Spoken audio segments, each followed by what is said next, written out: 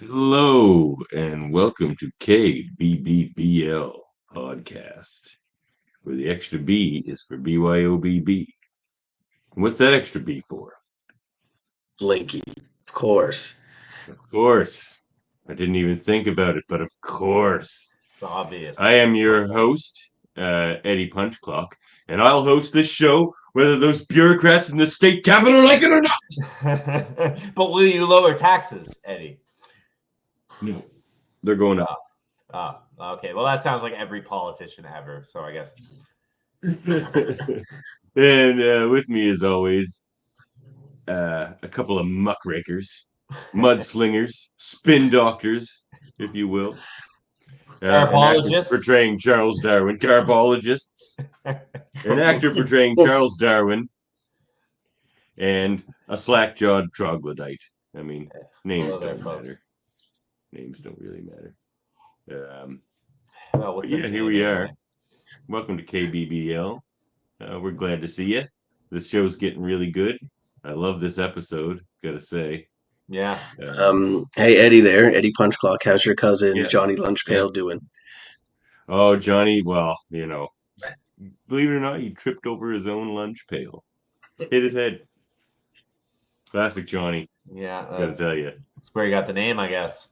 We're here to review Season 2, Episode 4, 2 cars in every garage and 3 eyes on every fish. I feel like this title is God intended. Yeah. It's like 2 cars in every garage. That's wishful thinking. Well, that was the... Well, look, in the post-World War II era, that was what everybody had. All you had to do was the big industrial boom. I guess there's that. Oh, yeah, man. There's some kind of word associated with that generation. It's escaping me right now. Like they were like baby boomers. Yes, yeah. I was being facetious, but yes. Oh yeah, yes. Yeah, you facetious bastard, you. All right, fellas.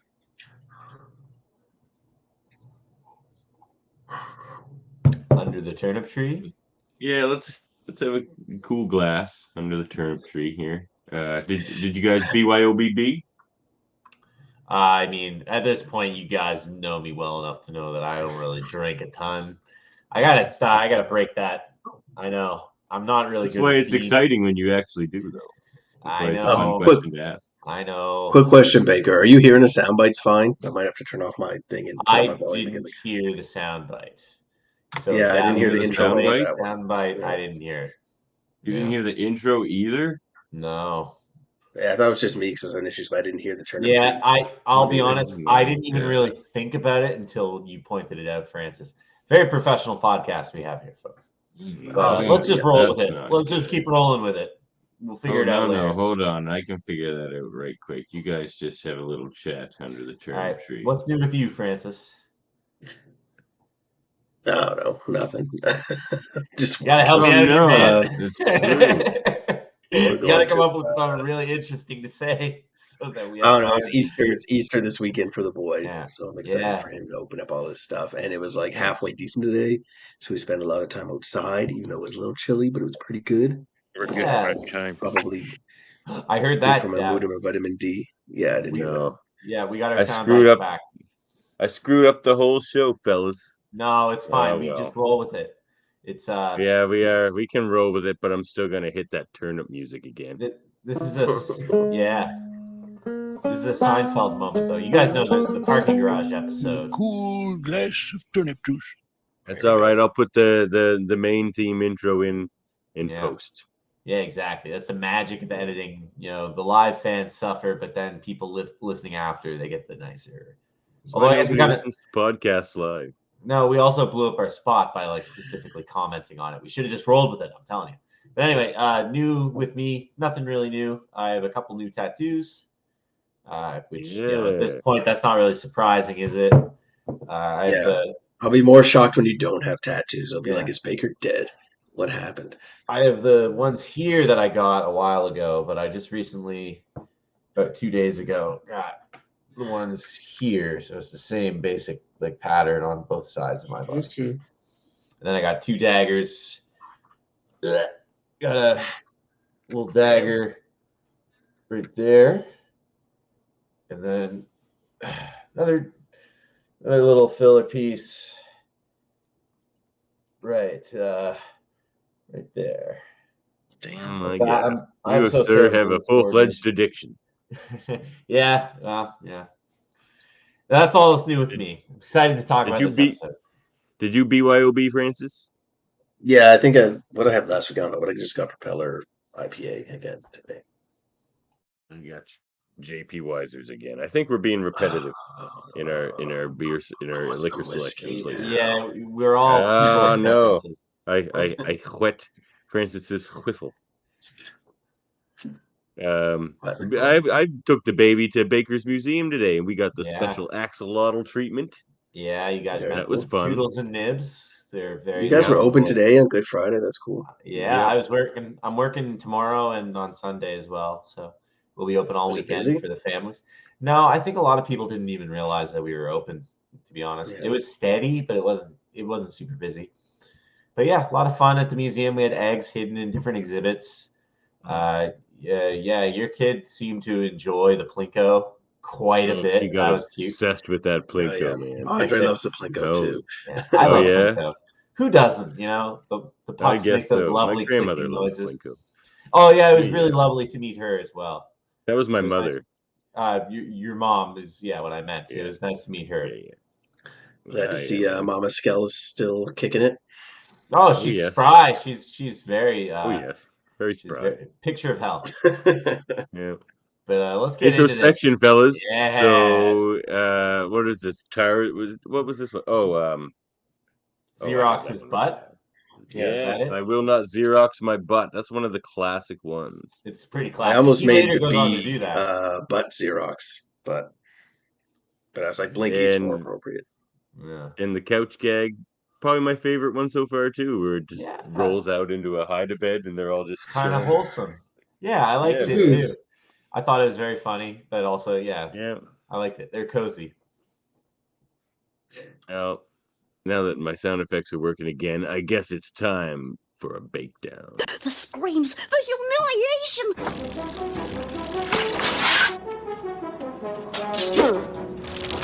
Ooh, I've never felt so alive. I really do like that intro, boys. That's a good one. Martin just like kind of going feverish with power. It's great. Yeah. So great episode. 2 cars in every garage, and 3 eyes on every fish. Is 2 cars in every garage like a phrase? I feel like it might have been a political slogan from somebody, like given the nature of the episode, like promising that. It was a play. People. It was the name of a play. I get you. Or maybe it was a movie, but I think it was a play. We'll Google it right but it's also, it was. I think it was definitely a phrase of the day as well. Like that's like a sign of success, kind of sign of the middle class. It was a Herbert Hoover campaign slogan. Yeah. Oh, it was as well. Right? Yeah, beat me to it. So this episode has a lot of great stuff in it. We were talking about it before we started the pod. It begins with Bart and Lisa fishing in a very kind of Huckleberry Finn fashion, like barefoot down by the river stream. They're just downstream. Me. Yeah. Very me. That is something you do, Davan. It is something I do. It's something I'm doing tomorrow. Nice. With my buddy Juice. I love that you have a buddy named Juice.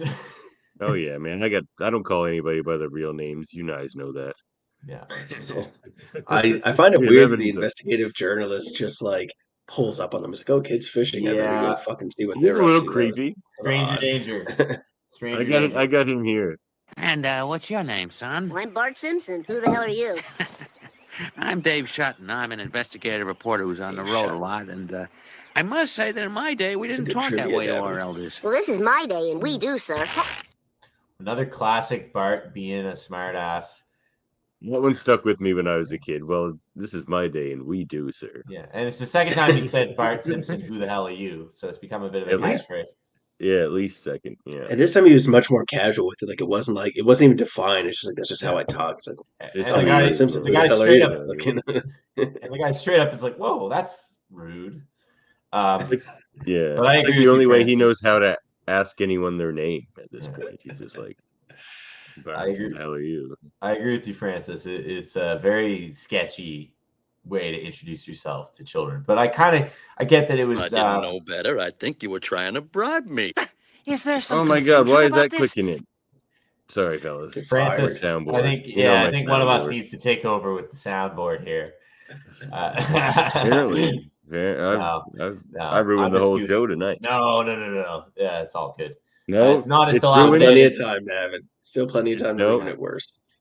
It's not as dilapidated as the Springfield nuclear power plant. So this investigative journalist, I think, already has a hunch that there's something wrong with the plant because he's poking around. He's there That for could be why he stops. Yeah. Yeah. That makes more and sense. I think that is why he stopped. So it comes across as initially kind of sketchy, but then when he starts talking to them, you're like, oh, okay, this guy is trying to find a bit of info about the plant.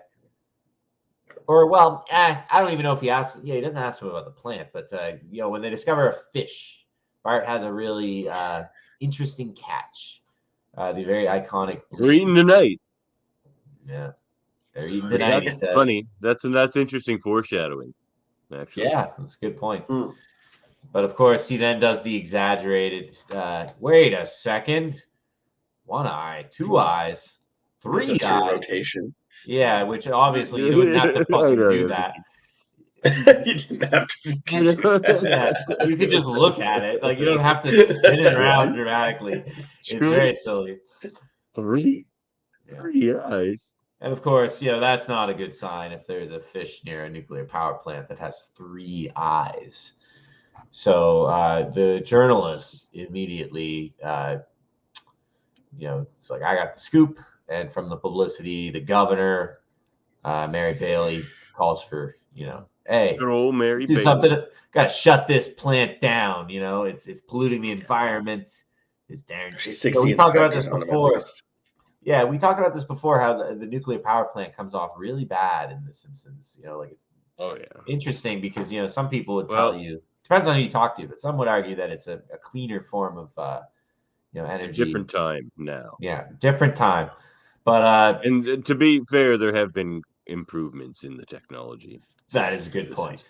Well, and I think with my limited knowledge, it's one of those things where as long as everything's working correctly, then yes, it is cleaner. But it's just when there is a malfunction or a disaster, the ramifications are so extreme that it's like, where do you wait? Like Fukushima. And the biggest issue is nuclear plants do create nuclear waste, and there is no good way to get rid of it. So they just bury it really deep in a hole. But it's still going to be there, potentially leaching out.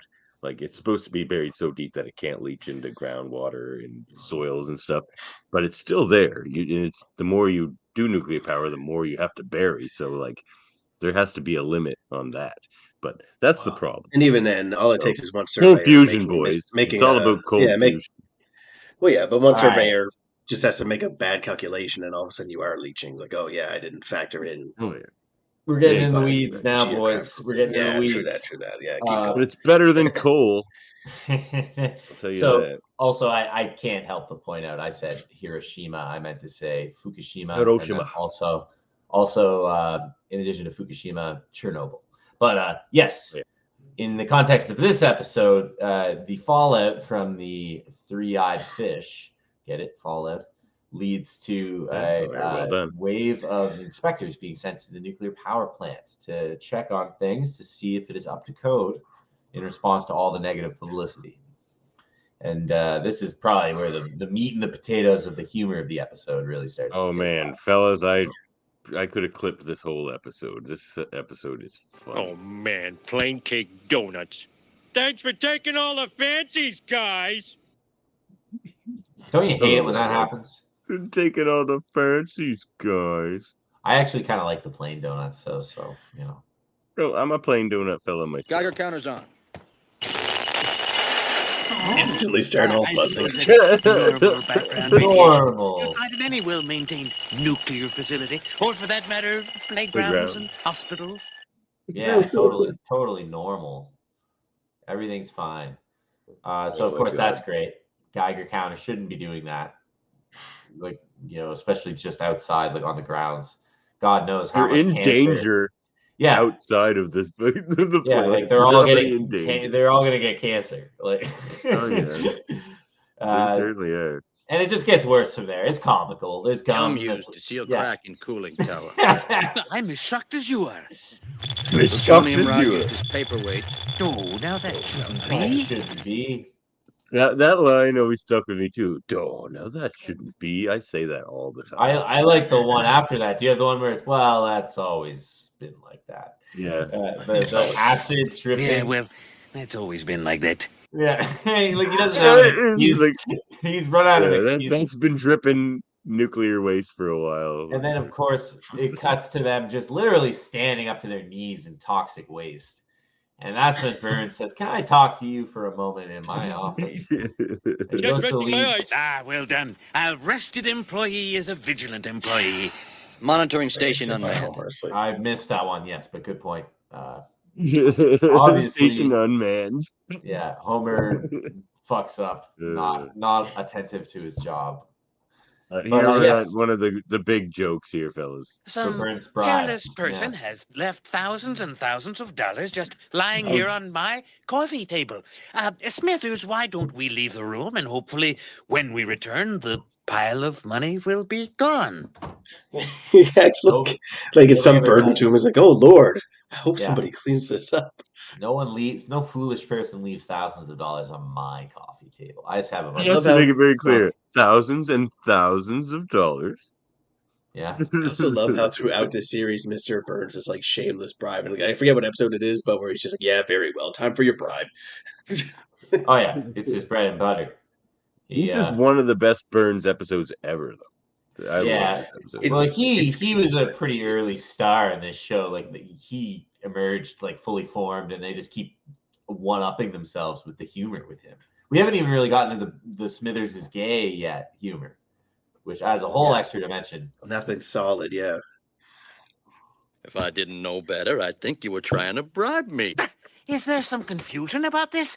Take it, you poor schmo. Yeah. Take it, you poor schmo. He doesn't take the money. Spoiler. No, he doesn't.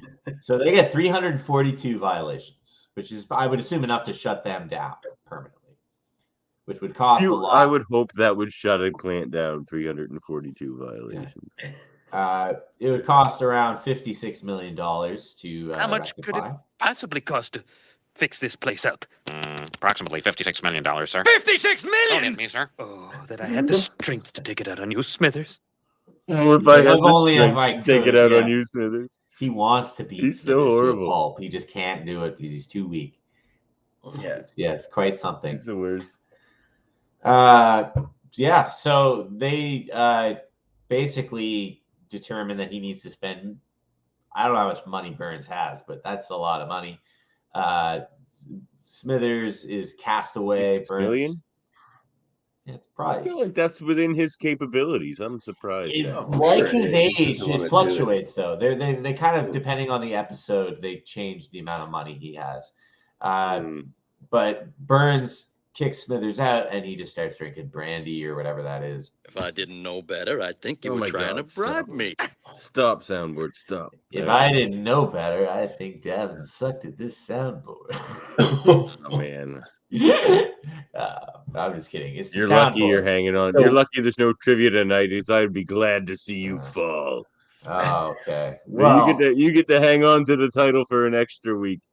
Okay. It's so weird, and I never picked up on this before, but number one, do either of you well-read gentlemen know what song Burns is singing to himself all night while he's drinking the brandy? I do. Okay, Davan, what song is that? He says it. It's in the lines. It's like it was a big hit during the Depression, which again tries to hint at his age. Brother, Can You Spare a Dime?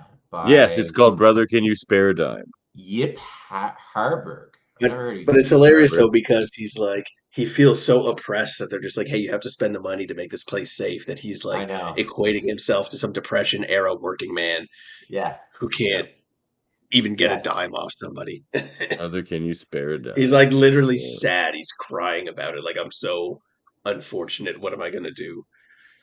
Homer sleeps till 9:30, and by coincidence, stumbles upon Great intro, Baker. Monty Burns. He places a call to Marge, which is interesting. I guess he's like, well, like put her mind at ease. So he calls her. It's like, hey, didn't call because it was busy. I'm coming home. And then stumbles upon Burns in the parking lot. Oh yeah, these 12-hour days are killing me. Yeah, 12-hour Really days. slept Tough for work. most of it. Is he just Yeah. gonna go home and Day. sleep more? Like what's? I guess. It's You tough missed work. supper. Yeah. They're trying to shut us down. They say we're contaminating the planet. Well, nobody's perfect. Nobody's perfect. Yeah, this is a funny episode. So I'm Burns so and surprised. Homer. They say we're contaminating the planet. Like what? I think Burns honestly believes in nuclear power. Like I don't think he like is just doing it purely for the money. He kind of like has bought in. You know what I mean? I think anyway. I don't know if I'm with you on there, Baker. I don't We know. can talk I about just that think more. I just think he's so oblivious that like it doesn't factor into. He his doesn't mind. care. Like, yeah. It makes him money. That's all he cares. But like, I Yeah. don't think he's ever delved into like whether it hurts anything or not because he doesn't care. Yeah, but I think Well, he yeah, but I mean, believes he's in its so- ability to be like it's the best form of power is what I meant. He's like fuck coal. Like Yeah, I probably, like but- nuclear power. But yeah, he doesn't care about the environment. If I didn't know better, I think you were Oh my trying to God. bribe me. Oh my Is there God! I some wish I could confusion? bribe this soundboard. I just want to bribe the soundboard. Can I bribe the soundboard? Don't worry about it. So I don't think so. So at this point, Homer, basically through being dumb, talks his way into a corner and says that, you know, Don't get off your soapbox, Simpson. Do you realize how much it costs to run for office? More than any honest man can afford. I bet you could afford it, though. yeah, And he he's just like, insinuates oh, that he's but you know, dishonest. you're an honest man, sir. And yeah, He insinuates that he's dishonest, but Burns catches onto the idea that he could be governor. So all of a sudden, he forgets that Homer insulted him, and he gets very excited. And he drives Homer, even though he was drunk. Like he just starts driving. What's up with that? Eh, See, well, it was a different time. it was early '90s. Yeah. Yeah, Everyone was drunk in the 90s. and driving. Yeah. So they are going to build a better future, and Homer asks if he can be dropped off on the way. Because, you know, he needs to go home. Yeah, we're going to build a better future. Which Yeah, it's means very like he's just like, if you were governor, you could grandiose. decide what's safe or not. Yeah. Homer just basically says, like, listen, if you were governor, you could make the rules. Okay, And so Burns here's where we got realizes, to talk about the elephant in the room, fellas. Does this episode not land a lot differently since the Trump era? Like, this is another one of those prophetic Simpsons episodes where it's just like this. well, rich yes dude, and no. I think all this for is the pretty first Yeah, I selfish time think- reasons. Citizen Kane did this shit, you know, like this concept Yeah, I of a think- wealthy person using their money to become a politician is goes back a long way. Yeah, But I yes, think you're right. since It's Trump, like it's a little someone who's more. so openly despicable and doesn't try to hide. it. Well, I mean, more. It's a little bit more Burns on the tries nose. to Like, hide you it. know, now that Yeah. we look at it, I you know, guess he does. it might ring true. But I mean, I think the idea, like Baker said, of like a rich guy being like, "Hey, the only reason I want to become governor is because I can afford They're to, all and because rich it benefits me," probably happens all the time. You know what Yeah. I mean? Yeah, It's And- just Trump was just so Yeah. unapologetic about it that That's the thing, Davan, that I got to push back because Trump, he'd be the guy who would spit the fish out, and like the news like would be like for like a day, like, oh, Trump spit the fish out, he's done, and then like he'd do something crazy, and then like everyone forget about the fish, and like, you know, Some Burns is people don't playing like by the the fish. old I didn't rule book. like the fish. Some people like the fish, but I don't like the fish. And you know, if you're with That's me and pretty you don't good. like the fish, we're gonna take it to the White House. yeah. We're gonna take it to the. We're not gonna eat any fish in the White House. Okay, believe me. Yeah. Believe me. Yeah, that's a good one. All right. But yeah, Burns is playing by the old rule book. He's trying to ingratiate himself to the public and by being fake. He hires a whole team of people. Sam, our fan, agrees with you, Davan. So I think it's definitely. I can see where It's you're coming parallels, from, for sure, honestly. But yeah, I'm not he saying hires it's all like these this consultants. exact analog, but it just lands a little. Yeah. different. Oh, it does. Because Well, it further emphasizes just how true it is, which is that wealthy Yeah. people can use their wealth to affect political change more than you or I can, or you know, an average person can. More than Johnny Lunchpail. like An honest Like other- person. like like a lot of like, of course, all politicians are rich, but people who are just like known for being rich and that's what they were known for, very rarely does that like immediately translate into a high political position. Like Bloomberg tried that. Bloomberg tried to run for like mayor of New York and he lost. So like being this uber rich guy doesn't necessarily buy you the office. For sure. It can indirectly buy you power, though, in the form of consultants and lobbyists and donations. But you're totally and right. Other less indirect You're totally right that in certain respects, Burns, he's a despicable wealthy man. He does parallel Trump a little bit. Sorry, I don't know if we have any Trump fans. At this point, I don't think anyone's on that wagon anymore. And if we did, you know what? Good riddance, fellas. Yeah. I don't know if we need those guys hopping on our podcast. So yes, Burns goes really full tilt with the idea that I am going to beat Governor Bailey in the upcoming election and become the new governor of the not just a generic state. Did you guys catch that? The advertisements, or not just another state, was it? Like they're very on the nose about the fact that they don't ever reveal the state that they're in this episode. Well, that was in my write-up for this episode too. I'm just like, I missed that, but I have notes on part of this. Supposedly it's Kentucky. Supposedly, but there's Springfield Desert. They do well. The size of Texas. They say it outright in a way later episode. Yeah, but it's like what's canon though, right? Like because they retell different origin stories for characters. Like Marge and Homer meet in the 90s in a newer episode, right? Because they age. Yeah, they did a grunge. Are you just learning about this? Where Homer was in a grunge band? That episode. Oh man, I haven't watched Simpsons in like 35 years. I'm gonna make you guys old men yelling at clouds if I tell you about all the wacky news. Yeah, let's not get into it. I'm gonna get angry. I'm already known as an old man yelling at clouds, so it will change nothing. I missed that about the generic state thing, but I did. Did you guys catch the jingle on Mr. Burns's thing where it's like, only a moron wouldn't cast his vote for Monty Burns or something like that? I love that. Yeah. So yeah, Burns hires a bunch of consultants to help him. Here we go. Where are we going, sir? To create a new and better world. It's on the way. Could you drop me off at my house? And like, here we go. This is what I meant to click. While Governor Bailey is beloved by all, 98% of the voters rate you as despicable or worse. That's why we've assembled the finest campaign team money can buy. Despicable or worse. I love that. Like, let's take a shot at it, fellas. Pick a word that's worse than despicable. Yeah. I mean, you got one, Baker. You have a nice vocab. What's a description worse than despicable? Loathsome, repugnant. Yeah, loathsome's good. Yeah, repugnant's there. Loathsome, vile. Vile's a good one. Vile's a good one. Agreed. I guess probably like some of the words. This is your speech writer, your joke writer, your spin doctor, your makeup man, and your personal trainer. Oh, I love this because like all of these jobs really exist.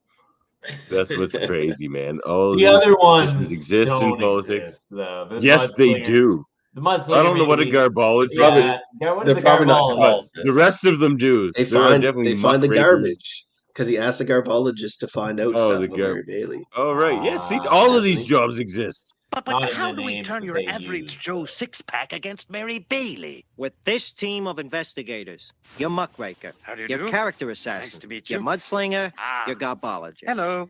Character assassin. Yeah, that's pretty great. One of us should have been the character assassin tonight. But yeah, I don't think they exist but there's probably a person that is all those rolled into one. You know have you guys ever heard of the job called a rat fucker? I've not. That's a real job in politics, a rat fucker.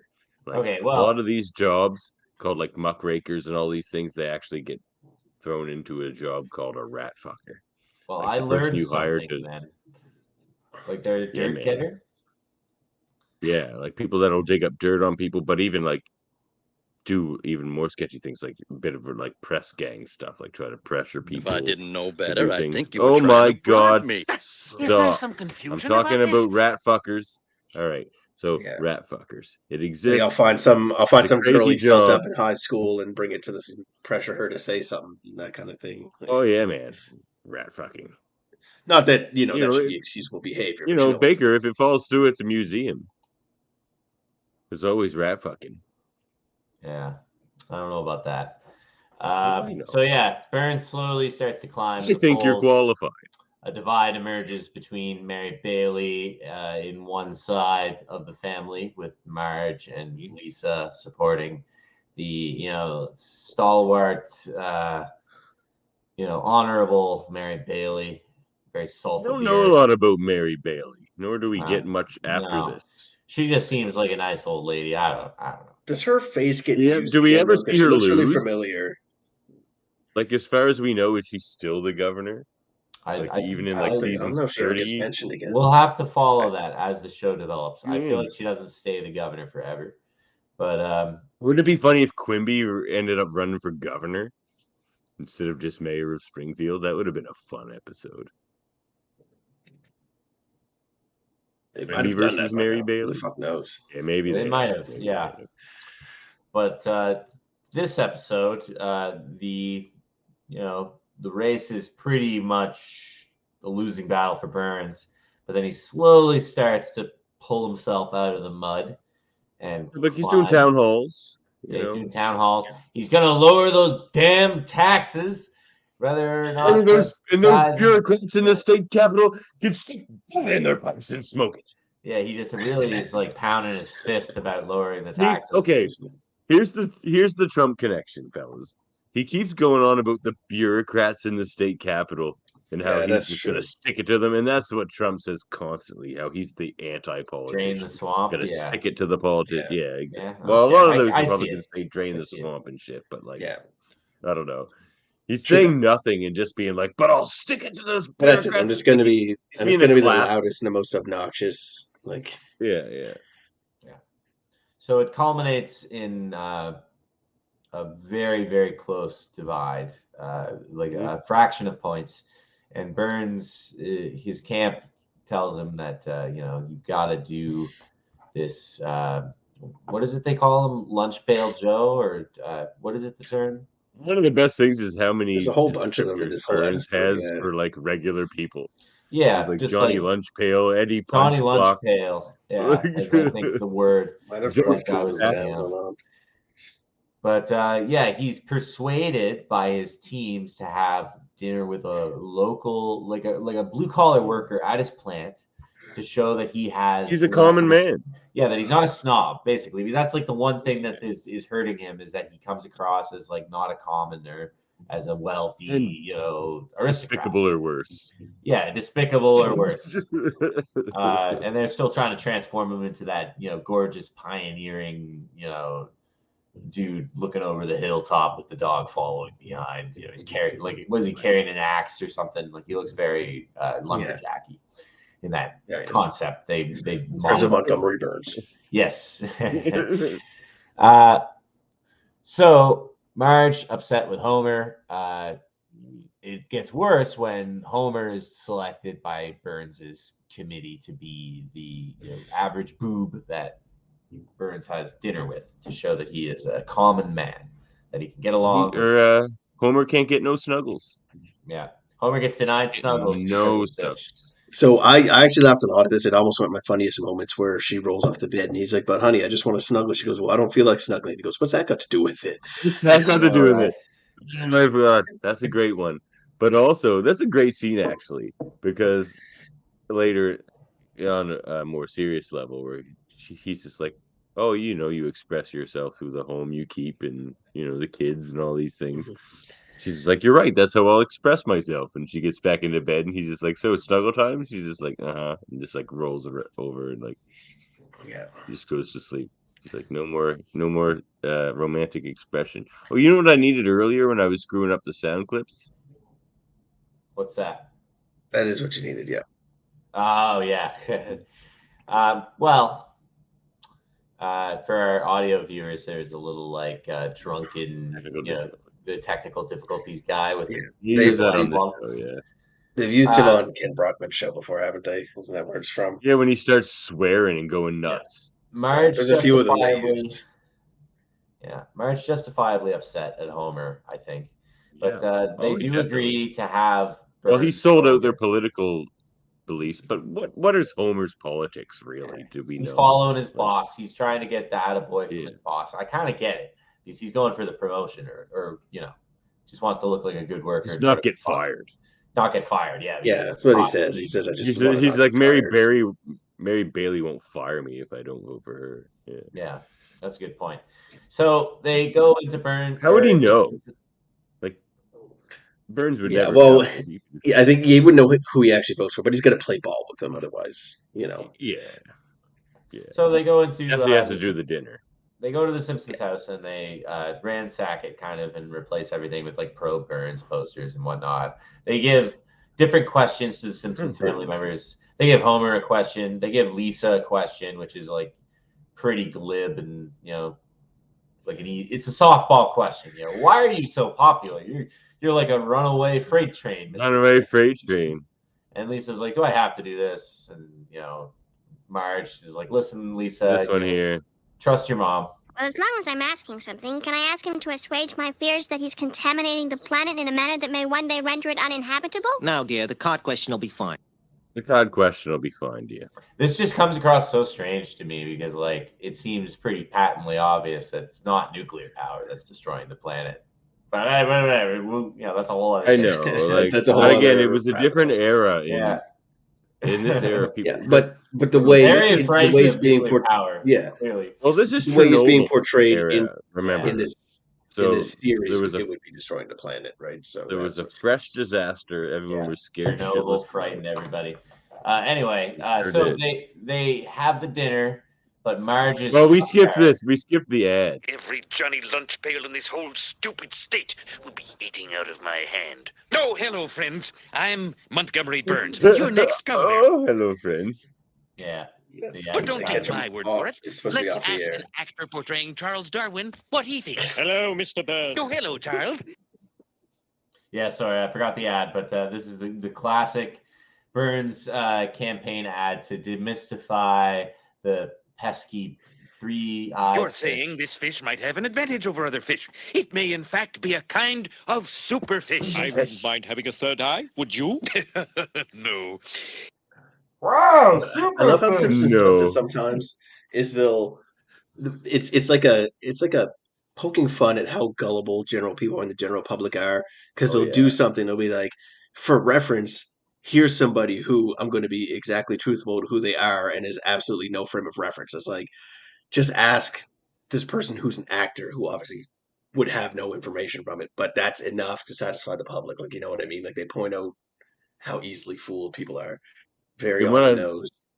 And what I think is even crazier, they'll do that, what you just said, and those people that they're doing that to won't even notice.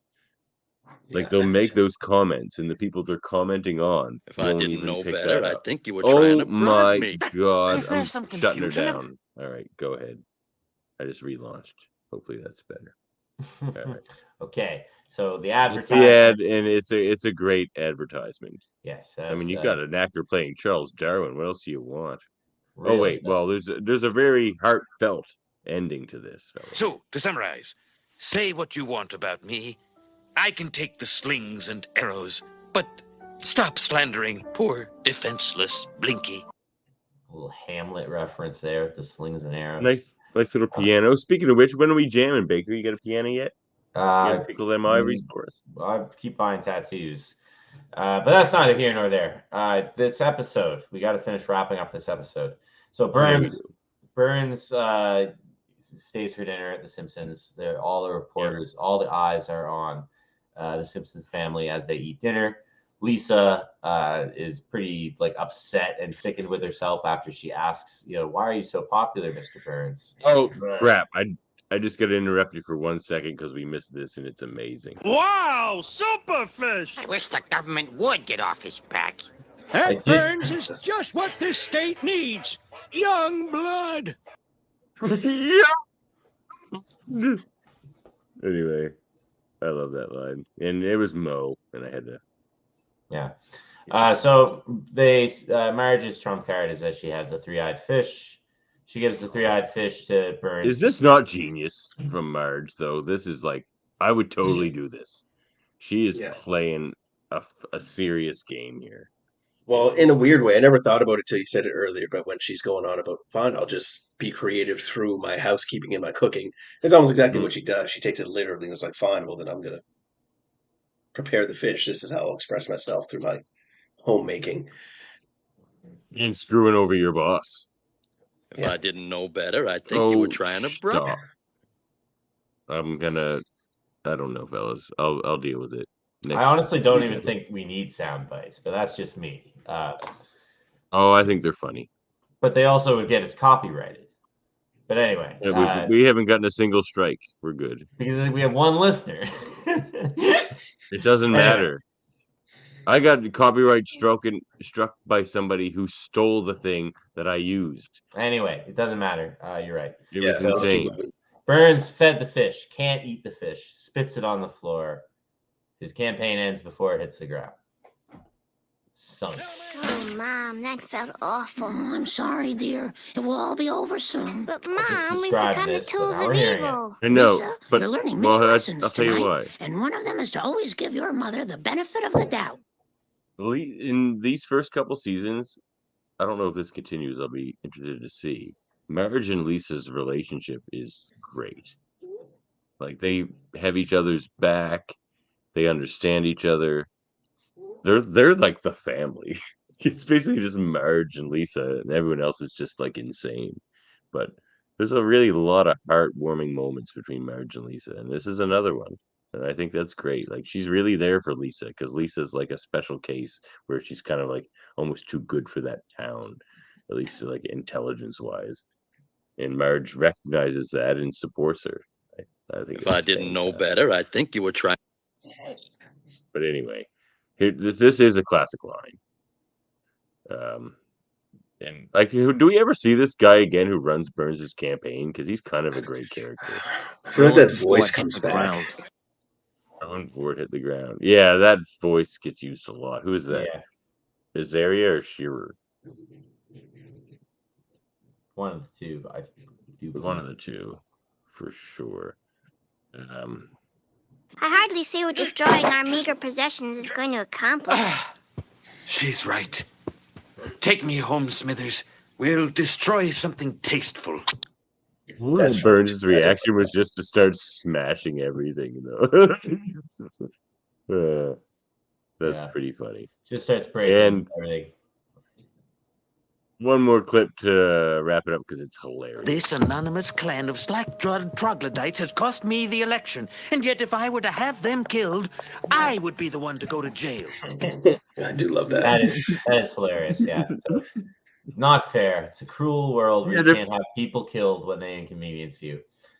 Have them killed. He ends that with, now that's democracy for you. Yeah, Jesus. So Burns threatens Homer that he's never gonna, enjoy his future days. But then Marge reminds him when he's worried about that, like, really all you enjoy doing is sleeping until noon, occasional snuggle. You have pretty simple needs. And Homer's like, oh yeah, that's right. You did it. He's like, you did it. And then he goes to sleep. Great little episode. No, Sam, they don't. Pay attention. Don't worry about that, audio listeners. Yeah. So, good episode, fellas. Love it. Overall, pretty good. I feel like we're in the sweet spot. I feel like maybe these later seasons you're touting up so much, Francis, maybe won't measure up to this stuff. Well, maybe not every episode. There's some in there that are just. Well, we'll see. We'll see when we get there for sure. Oh, I know. I have to fucking see. Well, let me tell you, I know. I've been watching ahead. Send in those soulful and doleful schmaltz by the bowlful. They're already here.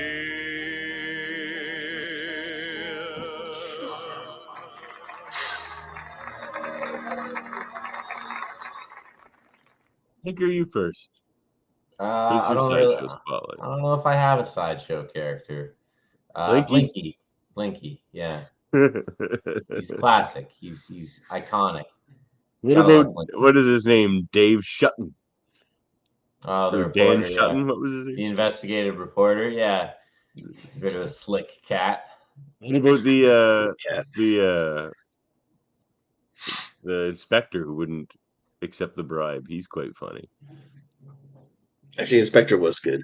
I was going to come out and say, well, Burns is the obvious one, but he's so central in this episode, you almost can't count him as a sideshow. I was going to say his campaign manager, whatever buddy's name was. He was funny, but I forgot about the Inspector. We got his name. Good too. No, I don't think we did. That's a good pick, though. Here's my pick. It's a bit off the wall, and he's because he only had one line, but it's so classic for him. And I'm gonna pick Mo Sislak, just because when they cut to him and he's just like, yeah, I wish they would be off his back. That's such a Mo thing. Like whenever they need someone to like double down on something horrible, they just have Mo do it. That's true. Yeah. So I thought that was hilarious. So I'm picking Mo. Yeah, good take on Mo. They do need him to double down on the horrible shit all the time. Oh man, they do that all the time. It's pretty hilarious. I don't know why. It's a perfectly cromulent word.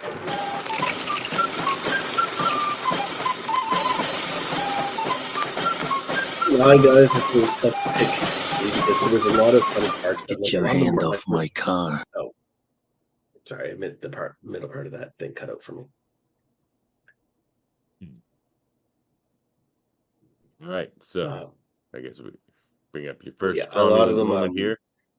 Yeah, but a lot of them weren't super memeable. A lot of them was really based on like heavy dialogue and stuff. But I picked a few that were like decent. This whole episode kind of exuded cromulence, you might say. Mm-hmm. It's like a full. So here's a good one. So we already went over how fun this was, and then also Burns' outrage at him not accepting the bribe. He's just like, "What is like no subtlety whatsoever." Just he won't accept it. He starts trying to shove the money into his pockets. No, you simple schmo. Like, yeah. No, I think you nailed it with that one. That's the most cromulent moment in the whole episode. These next two, I'm not sure I agree with these. The pile of money, not the good kind of unapologetic. Someone has left thousands and thousands of dollars. Hopefully, it will be gone.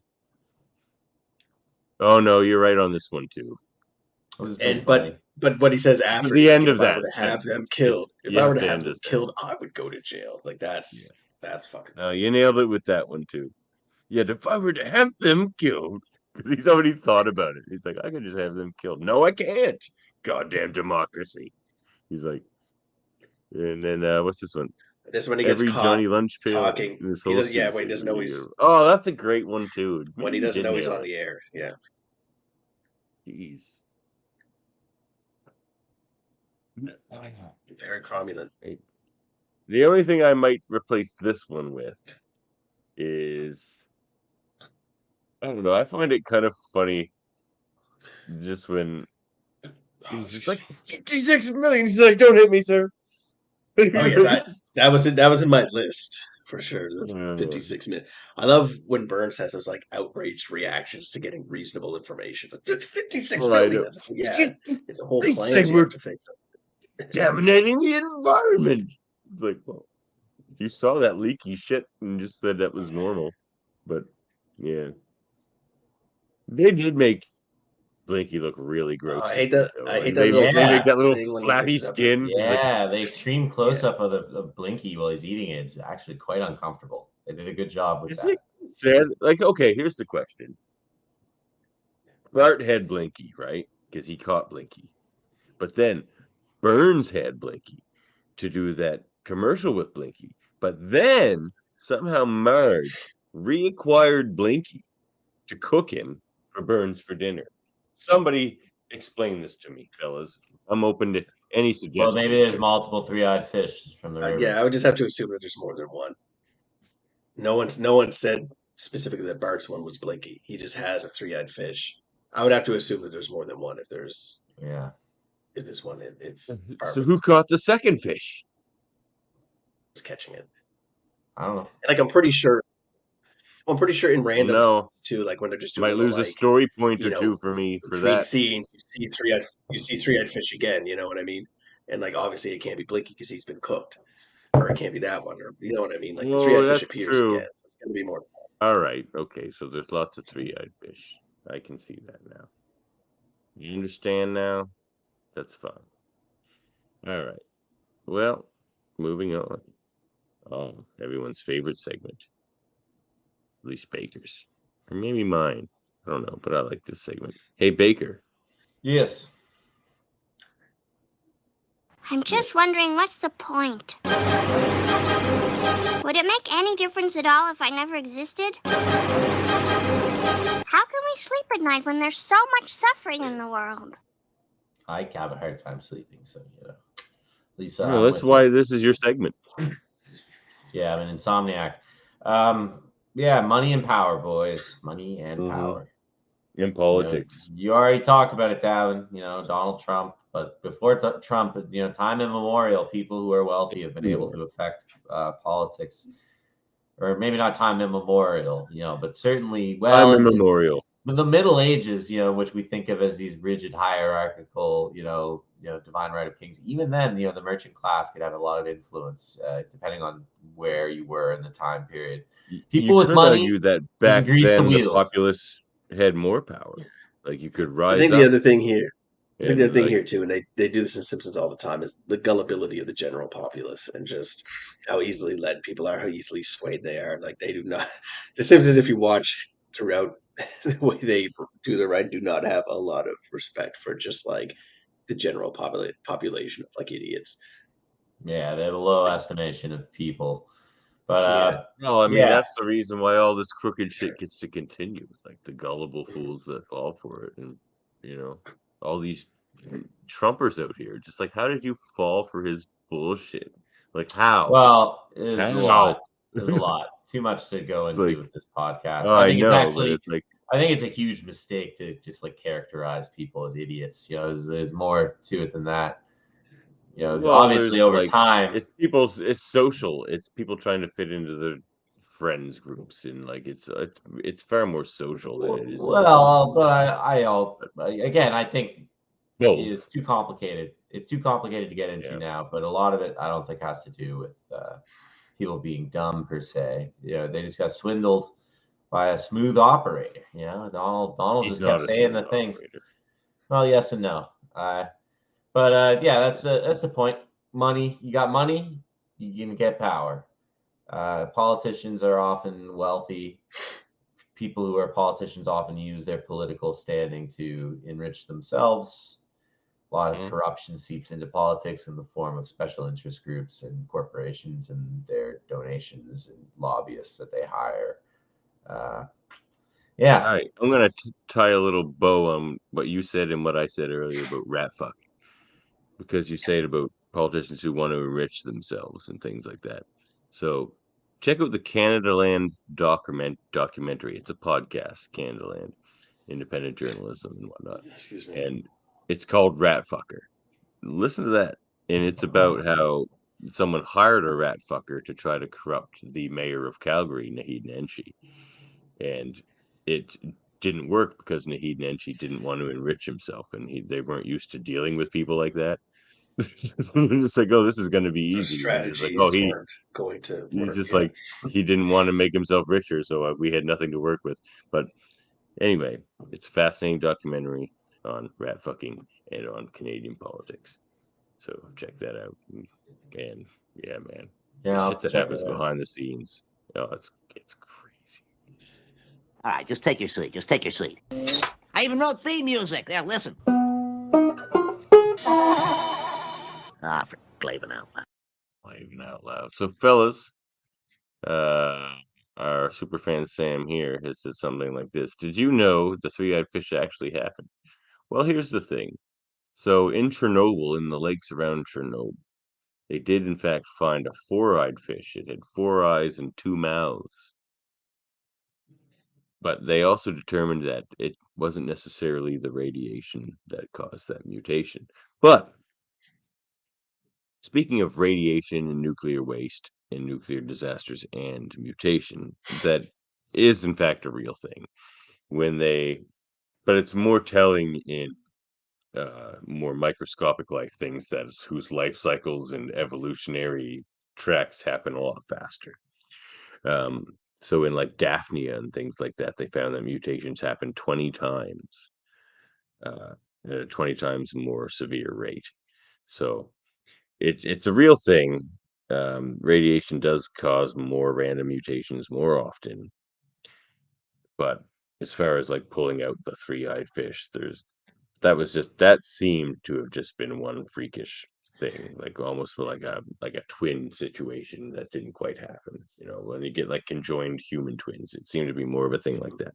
But when they looked at microscopic life, it's definitely a real thing problem.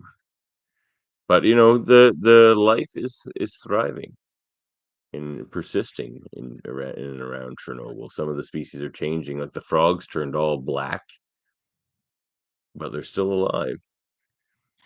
But what was I watching recently?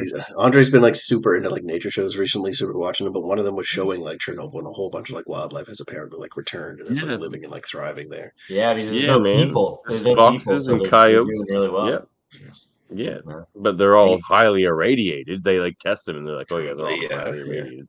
So some of them die quicker, and stuff like that. But a lot of these animals are adapting. Yeah, like it's pretty impressive, really. So like I said, we got no game tonight. We're gonna let Baker hold on to the championship for one more week, and next week we'll have a big trivia match between Baker and Francis and Cousin Dave. Cousin Dave's back because he put his name on Dancing Homer. He loves that episode. So as it stands right now, every time I lose, it's when we have a guest. So I could be in for another fucking getting my ass handed that's to me true. next You week. could be in another beating. That's a good point. So it could be Cousin Dave or Baker who beats you because they've both done it in this 3. See, you crack under the pressure, Francis. Pull it together, man. I'll try. Right. I hope so, because I put my money on you every time, and I lose my shirt every time you don't come out on top, Francis. I was also drinking whiskey the last time, so like maybe my reflexes weren't as quick as they might be. All right, well, let's bring up the ratings, fellas, and let's rate this episode. All right, so, no, you guys can see that? Yeah, all right. So, and Cousin Dave does a lot of work on these, this chart here. Like, fills in a lot of the info, makes sure it does all the math. Friend of the show, Cousin Dave. So, what do we have? There we go. 2 cars in every garage and 3 eyes on every fish. So story. I think this is a quite in-depth story, actually, fellas. I think I'm going to have to give this one a 9 on story. Flip it upside down. I didn't actually think it was 6. Yeah, it is okay. There's environmental stuff. There's politics. I think. But all the environmental stuff is wrong. It's like the environmental stuff suggests that like the CO2 emissions from coal and I don't want to get into it. Well, it was a different time. It's an anti-nuclear power propaganda episode, in my opinion, which is kind of like, no, we need nuclear power. That's what's gonna. So anyway, this whole episode lands different. Thin to me. Like there was not a lot going on aside from Burns tries to become governor and fails because he can't eat a fish. But I gave Simpson and Delilah a 9. And I feel like this one's a better story than Simpson and Delilah. Actually, I'm going to downgrade Simpson and Delilah to an 8. Anyway. Yeah. So I'm gonna go a little bit better than Baker. I'll give it like a 7. But I mean it was a neat framework, but it wasn't super complicated or in depth. It was pretty. It's good. Executed well, but not super like. Very funny for sure. It wasn't a great story. Humor. Oh, this one's one of the best ones. This might even be the funniest one yet. The highest I've gone so far on humor is an 8, and I feel like this one is better than that. I'm gonna have to give it a 9. I'll give it an 8. I'll tie with my highest rated humor. All right. Very funny. Very funny. I'll go 6.5. I wanted to go 7. Oh my god! But I wanted to go 7, but I was I just can see looking it. horror 7. I found Trees of Horror funnier, so I just got to downgrade it a bit. So I'll go 6.5. I don't know if I did find Treehouse of Horror, but I see your point. I'm gonna make it an 8. All right. It has its moments. Yeah, for sure. I'm gonna see you there on an 8, Baker. And heart, it doesn't have a lot of heart. I mean, a lot of the heart it has is sort of like The Lisa Marge paper moment is jokes, nice. like Yeah, that's really yeah, the nice. Lisa Marge moment is really nice, and like some of the environmental stuff they're doing also kind of adds a bit of a heart to it. So I'm gonna say 7 on it. I'll give it a 6 again. I didn't think it was bad, but I definitely yeah. I don't know. Maybe like not a as high 4 or on this 5 for episode me. as me, Baker. Yeah, I know. I thought I got real hyped on it because you liked it, and then I watched it, and I thought it was I funny. like this episode a lot. But I was irked a little by the nuclear power thing. Because I was like, oh man, like. Well, and also I'm for gonna me too, drop I my find like story down to an 8. it's a funny episode, but it's like there's not a lot of like high funny bits. It just keeps this like medium level of comedy consistent through The whole thing. time. You know what I mean? Yeah, the whole time. So I mean, I give it props for that, but there wasn't a lot of me being like, "Holy fuck, that was hilarious." Bribe joke though. I guess The bribe joke. The bribe was funny, but I'll give it like a 5 for heart again because it's only really the Marge Lisa thing. There's not really a lot there. I mean, that's fine. It's a solid rating, a 7.7 from me after I lowered all my ratings based on your guys' ratings. As you usually But still, but at the same time, this is still my favorite one this season, which it was. So my ratings are pretty correct there. I think Homer's hair is my favorite this episode of this season so far. Simpson and Delilah, but I'm gonna go back. Really enjoyed. Oh, what was that? Oh yeah, go ahead. No, go ahead. No, it's oh, fine. Simpsons Delilah was your favorite? No, Bart Gets an F was your favorite. Yeah. Oh no, it was Simpson and Delilah. Yeah, it you're was. right. Yeah. What were you gonna say, Davan? And Francis is tied with Bart Gets an F and Simpson and Delilah. 6.8 there, Franny. Do you feel like that's accurate? yeah, I'm just looking at the scoring here. I guess that makes sense. Yeah, I'm fine with that. It's an interesting scoring system. And now this episode, directed by Wes Archer, written by Sam Simon and John Swartzwelder. Oh, they're bringing out the big guns, fellas. I don't know. What do we put? What are our notes for this episode? What do we say? That introduction of Blink, or no, Blinky actually appeared before this. Wasn't part of a storyline, but technically speaking, Blinky. Where did he show up? Blinky appeared in Homer's Odyssey, but he was called Yellow in that episode. Oh shit! I can't remember where, but according to Simpsons Wiki, he appears in the background somewhere in the episode. I'm just gonna say brief Burns cameo, runs for governor. Oh, it jumps out of the water when they show the nuclear power plant very briefly. Yeah, it does a little dive. Yeah. Well, shit. There we have it then. Yeah, this is what I meant. There's points where Blinky gets injected randomly into little clips like that. So there's obviously going to be more if the supposed Blinky has been eaten, right? Yeah, this is Blinky's Blinky's big episode. Thank you. Does he come back? Yeah, we see him like jump around and shit. Yeah, just in random little things you see him. This is his main focal point episode. You can find us on YouTube, Facebook, and Twitch. You can contact us at kbbbl@gmail.com. And we are a proud member of the United Federation of Podcasts. You know, fellas, there's a new podcast in the old federation. Oh, yeah? What's that?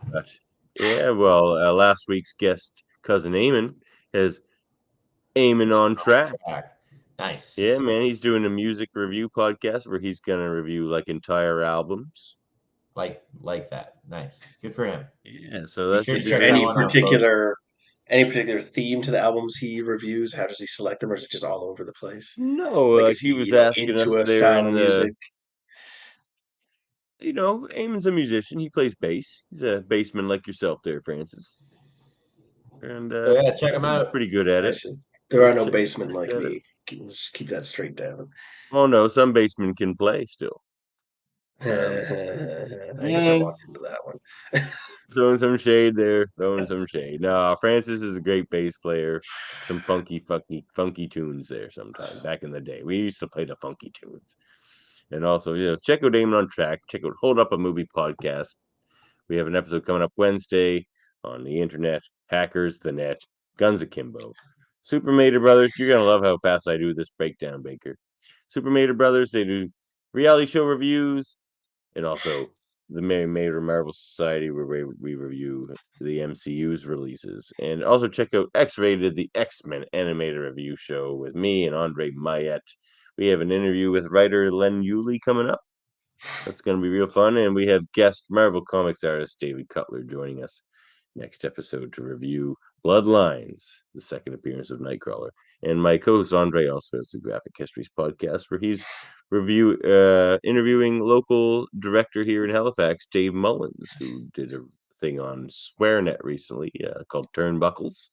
That also Andre was in, and I think they borrowed his wrestling ring to film it. And of course, the Hellbound podcast with Alex Blackburn and Michael Chan. Check that out.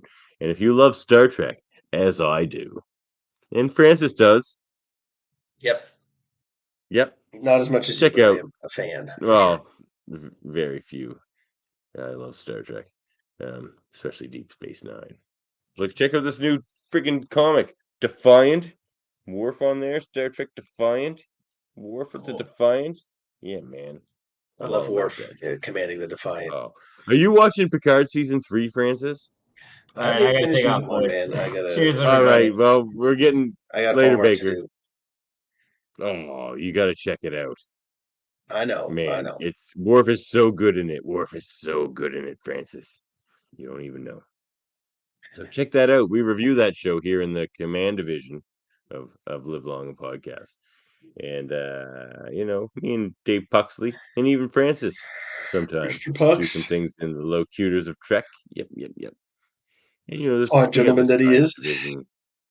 Yeah, exactly. And we do Star Trek Radio Theater in the Office Division here. And also check out Trivial Debates, a once monthly debate show about trivial things. It's a fun time. Check it out. The most recent one was on wrestling, professional wrestling.